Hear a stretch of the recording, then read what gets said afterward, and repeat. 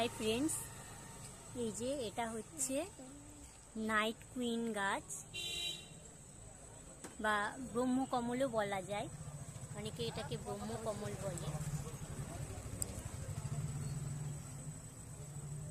এটা ঠিক রাত্রি 12টার সময় ফোটে, রাত 12টার সময় সম্পূর্ণ ফুটে যাবে এটা।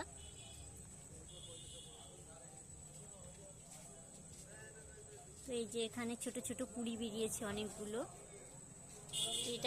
এই কুঁড়িটা আগামীকাল ফুটবে, আর এটা আজকে ফুটবে।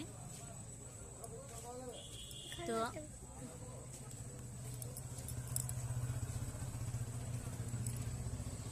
যে আরো অনেক ছোট ছোট কুঁড়ি আছে, যে এখানেও কুঁড়ি হয়েছে।